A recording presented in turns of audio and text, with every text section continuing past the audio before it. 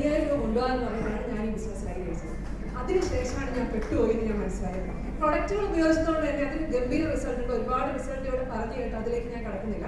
അതുകൊണ്ട് തന്നെ ഞാനൊരു ബുദ്ധിപരമായ തീരുമാനം എടുത്തു. 17,000 രൂപയ്ക്ക് ഞാൻ ഉപയോഗിച്ച പ്രൊഡക്റ്റുകൾ 2-3 കൊല്ലം എക്സ്പയറി ഡേറ്റ് ഉള്ളതുകൊണ്ട് അത്രയും നാൾ ഉപയോഗിക്കാതെ വെച്ചിട്ട് പേസ്റ്റും കവചപ്രാശം അങ്ങനത്തെ പ്രൊഡക്റ്റുകൾ കൂടുതൽ എടുത്ത് വെച്ചിട്ട് കട്ടിലിനടിയിലേക്ക് വെച്ചു. എന്നെ ഈ ബിസിനസ് അവസരം പരിചയപ്പെട്ട എൻ്റെ ഗ്രേറ്റ് ലീഡേഴ്സാണ്. എൻ്റെ റീജിയണൽ ടീമോടെ ആദ്യമൊന്നും ഒരുപാട് മുൻവിധിയോടെയാണ് ഈ ബിസിനസ്സിനെ കണ്ടത്. കാരണം നമ്മൾ എന്തെങ്കിലും ഒരു പുതിയ കാര്യം കേട്ടാൽ നമ്മൾ 4 പേരോട് അഭിപ്രായം ചോദിക്കുമല്ലോ.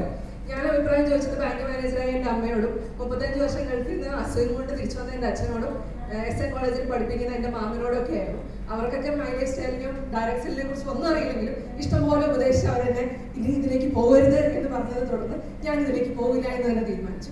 പക്ഷെ നിരന്തരമായി ഇവരെന്നെ ഓരോ ട്രെയിനിങ്ങുകളും പ്രോഗ്രാമുകളൊക്കെ കൊണ്ടിരുത്തി അതിൽ നിന്ന് കൂടുതൽ കാര്യങ്ങൾ മനസ്സിലാക്കിയപ്പോഴാണ് എൻ്റെ പാരൻസും അങ്ങനെ നമ്മൾ പരിചയമുള്ള എൻ്റെ ഫാമിലിയിലുള്ള ഒരുപാട് ആളുകൾ 10-35 കൊല്ലം പല പ്രൊഫഷനിൽ വർക്ക് ചെയ്തുണ്ടാക്കിയതിനേക്കാളും ഒരുപാട് മടങ്ങ് കൂടുതൽ വരുമാണ് 5-6-7 വർഷം കഠിനാധ്വാനം ചെയ്തുണ്ടാക്കിയത് ഞാൻ നേരിട്ട് കണ്ട് മനസ്സിലാക്കിയപ്പോൾ ഈ ബിസിനസ് തുടർന്ന് ചെയ്യാം, ഒന്ന് ശ്രമിച്ചു നോക്കാമെന്ന് മാത്രമാണ് അപ്പോഴും തീരുമാനം എടുത്തത്. അങ്ങനെ ബിസിനസ്സിൽ ഇറങ്ങി ചെയ്യാൻ തുടങ്ങി. എന്നാൽ ഇന്ന് ദിപിൻ സാറ് കുറെ കാര്യങ്ങൾ GTS സെന്ററിൽ പറഞ്ഞു അല്ലേ, റെസിഡിയൽ ഇൻകം, പാസീവ് ഇൻകം എന്നൊക്കെ പറഞ്ഞു. നിങ്ങൾക്ക് എന്തെങ്കിലുമൊക്കെ മനസ്സിലായോ? റെസിഡിയൽ ഇൻകം എനിക്കൊരു തേങ്ങ മനസ്സിലായിട്ടുണ്ടായിരുന്നില്ല. പക്ഷെ അത് അനുഭവത്തിൽ വന്നപ്പോൾ ഞാൻ ഈ ബിസിനസ് ഏറ്റെടുത്ത് പ്രവർത്തിക്കാനാണ്.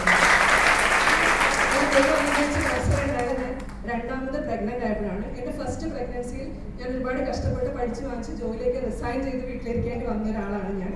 രണ്ടാമത് പ്രഗ്നൻസിയിൽ ഞാൻ മൈ ലൈഫ് സ്റ്റൈൽ ചെയ്തുകൊണ്ടിരുന്നത് കൊണ്ട് മാത്രം ആ ഫുൾ ടേമിൽ ഞാൻ പ്രവർത്തിച്ചിട്ടുണ്ട്.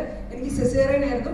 5 ദിവസം ഞാൻ ആരെയും കാണാണ്ട് സംസാരിക്കാണ്ടൊക്കെ വാർഡിൽ കിടക്കായിരുന്നു. ഹസ്ബൻഡിൻ്റെ അടുത്ത് പോലും ഫോണിൽ സംസാരിക്കാൻ ഡോക്ടർ സമ്മതിക്കായിരുന്നില്ല. കൊറോണയുടെ 3rd വേവ് ഒക്കെ വരുന്ന സമയം ആരെയൊന്നും വിസിറ്റേഴ്സ് ഒന്നും അലോ ചെയ്തിരുന്നില്ല.